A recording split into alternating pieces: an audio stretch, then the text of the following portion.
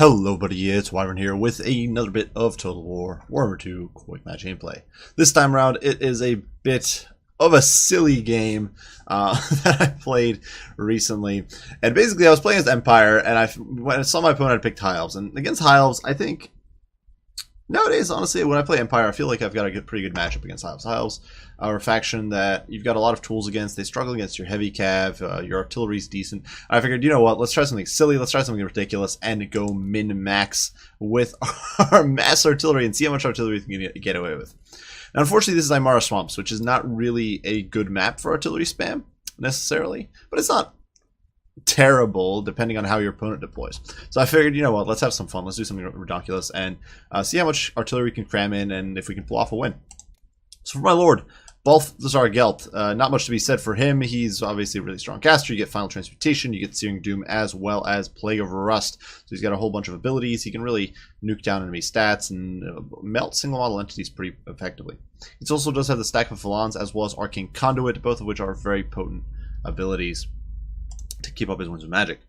Now, the main component of this army is the shooting, and we do have the Hammer of Witches, 2 cannons, and then 2 Hellblaster volley guns. Now, this is a stupid amount of artillery, basically making up half of my army's cost. And then, in case we need some point defense, we do have a single unit of silver bullets here in the center. Now, obviously, with half of my army being wrapped up in shooting, there isn't much space left for anything else. So, front line is Sigmar's Sons, as well as 2 units of swordsmen. We do have a single unit of Empire Knights on the flank here. Some Empire Spears scattered throughout the woods and covering a few flanks.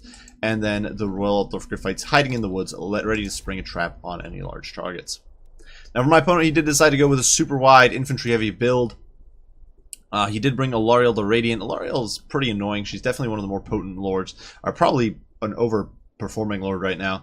Definitely the Star of Avalorn, incredibly potent source of healing that is free, and it's basically gives you a regrowth size heal. She does have Arcane Conduit. She also does have Earthblood as well as Frost Protection here, which you can spam to get Shield of Saffron on her whole army pretty consistently. So pretty awesome buffs there. Definitely Alariel, no pushover. She will definitely beat the snot out of Gelt if it comes down to melee as well, though that's probably not that important in this sort of matchup. Alongside her, 2 nobles, not much to be said for them. Great anti-large unit, definitely very mobile, very flexible, and can do a lot of hurt, especially with Alariel healing them up. For his front line, my opponent simply brought a whole bunch of spears, backed by 5 units of Lothran Seaguard. These guys are the unshielded variant, and they're really going to be able to overwhelm my troops with sheer firepower. Up in the sky, my opponent did bring 2 Frostheart Phoenixes. Interesting choice. I don't personally think they're very good against Empire, against normal builds. They are, of course, kind of hard to shut down with their very high melee defense, and the fact that they've got this Blizzard Aura, which reduces damage as well as melee attack. But personally, I'm not the biggest fan. I think the unit is definitely a bit overpriced, probably, and just doesn't deliver the performance, but especially if you bring more than 1, but we'll see. And in the woods here, my opponent did hide some Illyrian Reavers who are going to be looking to play some sneaky shenanigans and get into my backline. Now, in the meantime, the Hellblaster volley guns are going to start opening up on these poor spearmen. My cannons, I ordered them to shoot at the nobles, and being Empire cannons, they kind of whiff. So that was a bit disheartening and disappointing early on. Nonetheless, I am starting to unload on my opponent's troops. One of the big problems with the Hellblaster volley guns, though, and the reason I personally almost never use them and think they're just not really that good of a unit, is the fact that they all the guns tend to fire or converge on the same spot on a unit. So you can see here, they're all shooting towards the center of the Lothran Seaguard. They're not able to get sort of better value. If the Hellblaster volley gun would spread out its fire and sort of hit the troops on the edges, and you'd have each gun hitting a separate portion of the line, they would do much more damage. Now, obviously, as I say that, this unit has been reduced by about half health, but it is an issue that I think makes them a pretty unappealing unit. Regardless, though, my opponent is advancing here with his spearmen, and he's trying to sneak through the woods here with the Illyrian Reavers as well as the Frostheart Phoenix, being an absolute pain in the posterior. And you can see the Frostheart Phoenix here looking to land, and he's going to drop down on my Hellblaster volley gun, which is definitely a bit aggravating. He, in fact, I think destroys, or he doesn't destroy a gun immediately. I thought he did.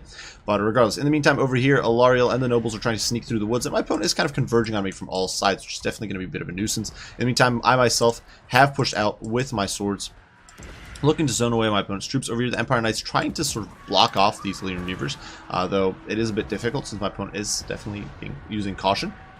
Over here, the Frostwire Phoenix does dive in and starts messing up my poor Hellblaster crew, so I try to pull him away while pounding away at it with guns, but my opponent drops an Earthblood there, fat Earthblood to heal it.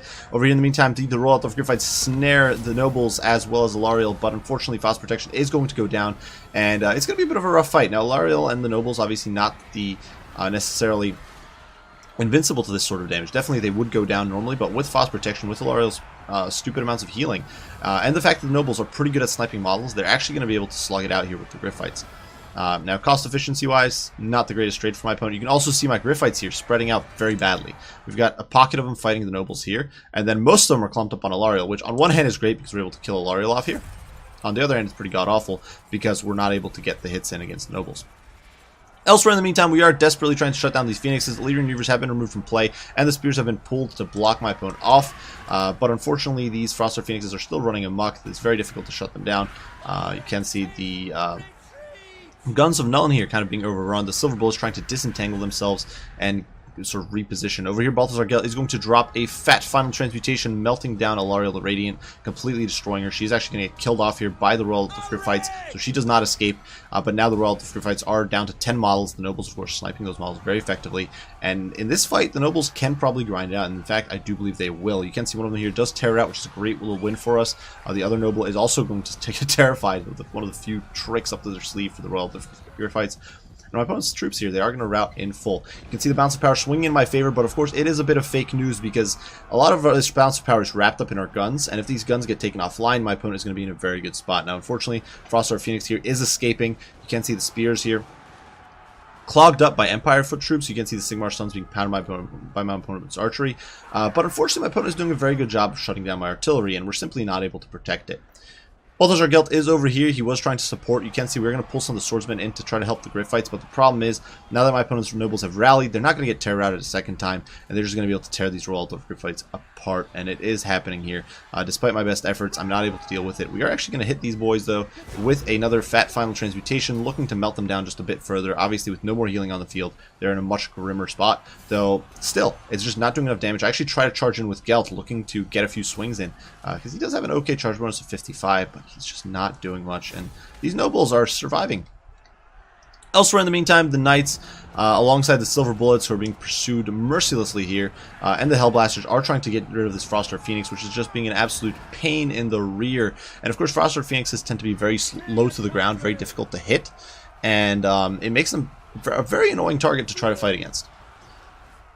In the meantime, though, this Frostwire Phoenix over here is diving in, trying to protect the backline, and kind of succeeding. Definitely, he's going to get a few hits in there, or take a few hits there from his own friendly fire, from our spears, but the spears, unfortunately, do get terrified. Sigmar Suns, of course, no fear, and they're just going to push through. And Empire Swordsmen, a very good counter to High Elf, and, well, for that matter, Wood Elf Spears as well, but High Elf Spears, and they're going to be able to chop them up pretty effectively, but not before their buddies over here get terror-routed. As for the overarching look of the battlefield right now, you can see the Nobles diving in. My opponent desperately trying to shut down the Artie Park and largely succeeding, but the Nobles here are going to get mucked up by hordes of spears. They were trying to pursue Gelt earlier, and Knights are in there as well. And the simple fact is, Nobles cannot deal with this much infantry. They're not a great unit against mobs, and they're going to start getting whittled down pretty handily here. And you can see both of the units are going to start breaking.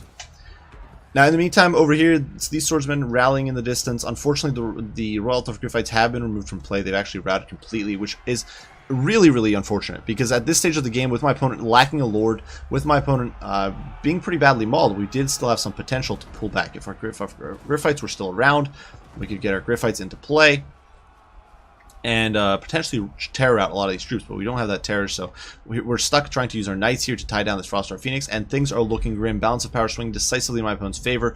Effectively speaking, well, his Nobles are routing, and his Nobles are not very effective now, but he does still have that terror from the Frostwire Phoenix, and he has this mob of Lothran Seaguard who are very high-quality melee units, so they're potentially going to be a big nuisance. Now over here, Balthazar is going to try to beat down on the Frostwire Phoenix and do some work with the Knights in there, though obviously the debuffs from the Phoenix make life very miserable, and has gained a Chevron now, making life even worse. But despite that, you know, things are kind of stabilizing. The High Elf Spears, which have been such a menace to society, are getting bogged down by Empire Spears, though unfortunately my opponent, probably Force Pathing here, is able to sort of start shutting down these Great Cannons and these crews over here, which kind of silly. You can see just how long the unit is stretched out, so definitely some ridiculousness going on there. But what can you do?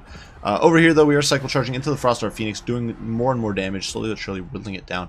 And a handful of our guns do get back online, at least for a little bit, and are able to pop a few shots at this shooting. So balance of power suddenly swing back towards the middle as my opponent's nobles are routed off. You can see I simply order my silver bullets to unload on him, and the noble is routed off before he can come back.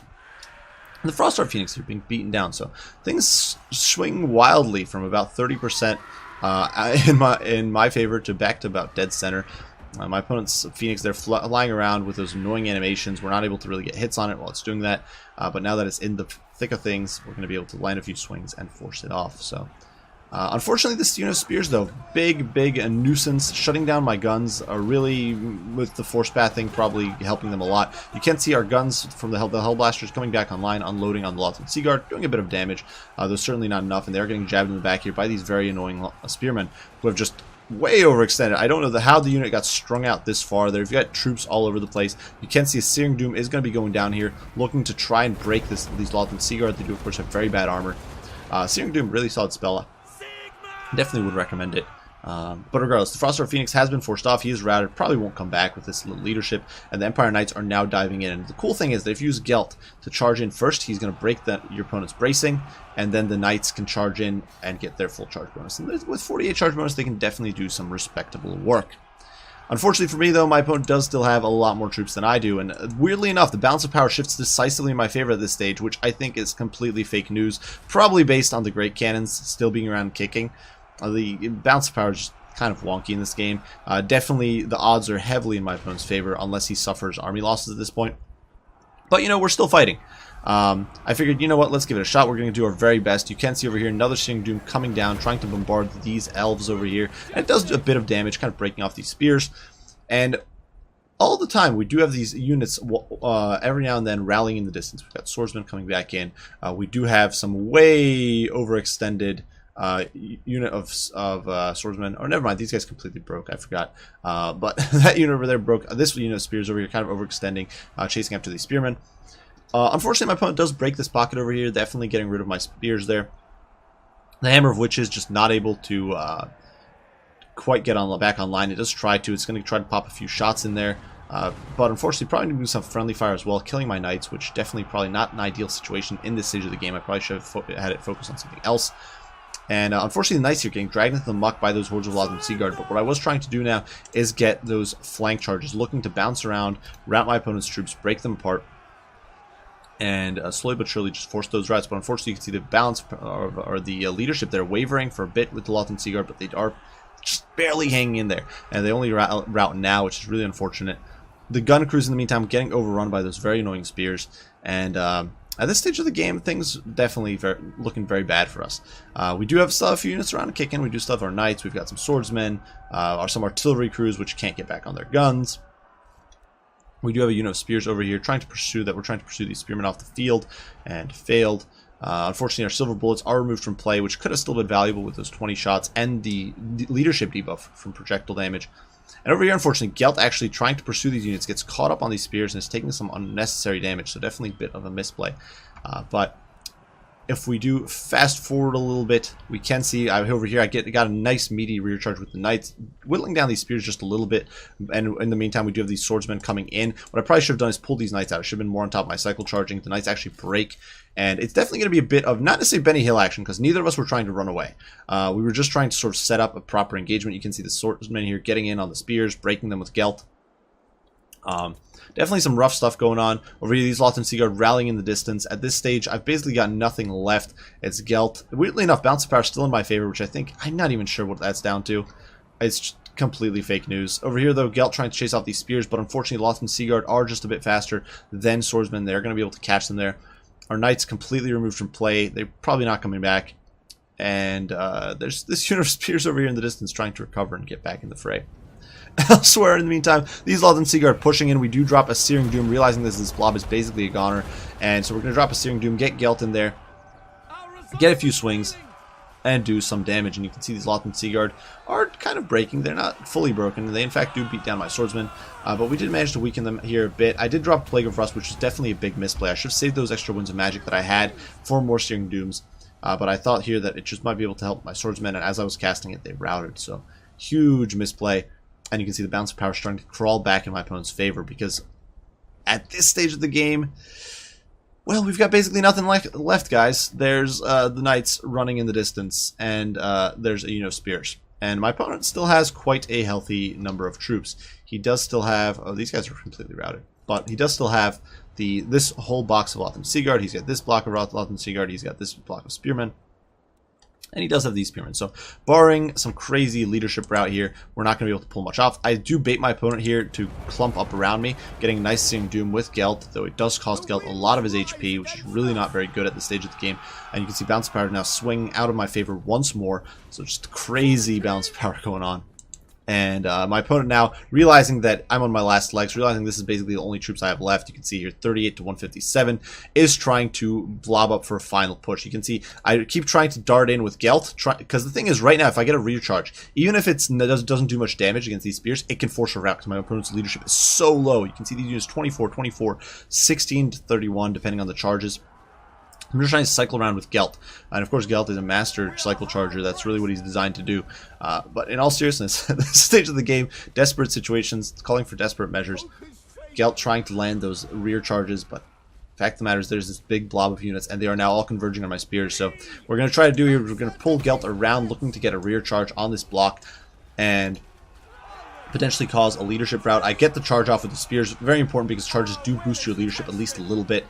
Gelt is going to dive in here, looking to do a bit of damage, but unfortunately, it's just not going to be enough. We can see here he's got 251 HP.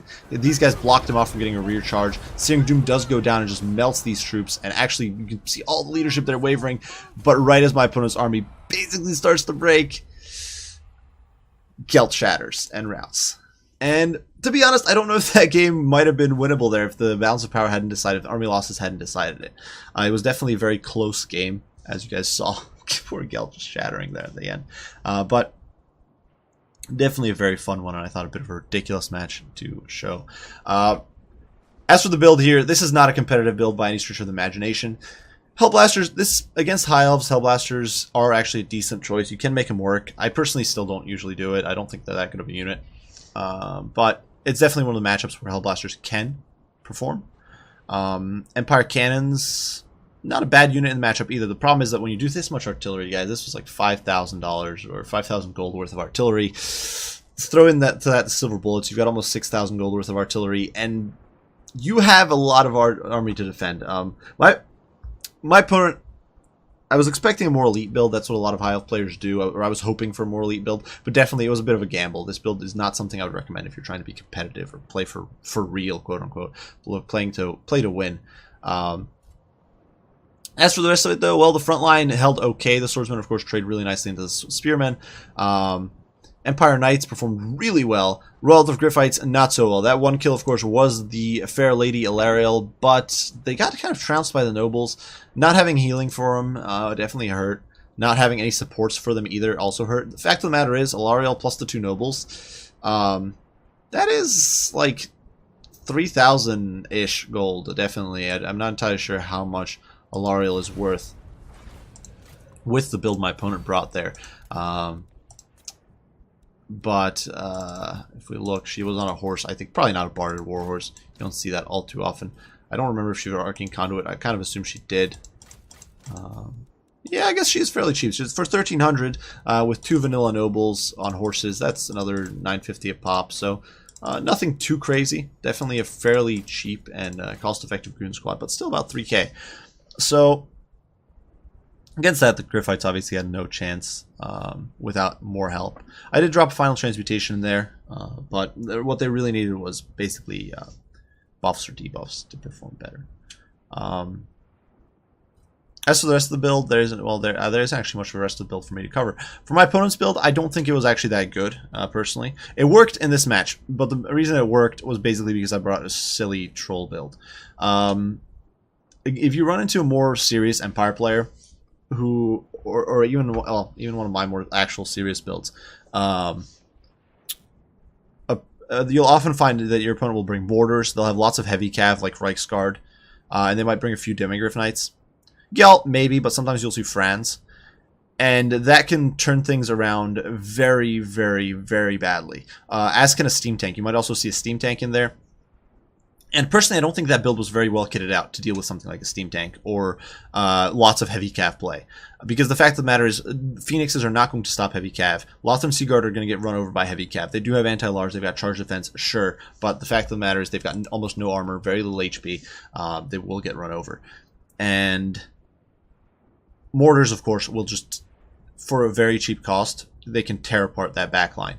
And if all your opponent does is invest in a few swordsmen in the front, they're going to be able to win that front line fight fairly effectively. So, like if you were looking for a legit Empire build that you might face, it would probably be something like, you might have like Frenzy Boy in there. He'll probably bring his buffs. You'll have a Jade Wizard. You'll have a Jade Wizard with, say, Regrowth and Earthblood. Probably seems like a pretty reasonable thing to do. Let's say you bring a Power Stone. Probably got a unit of Relative Griffites in there. Some Reichsguard.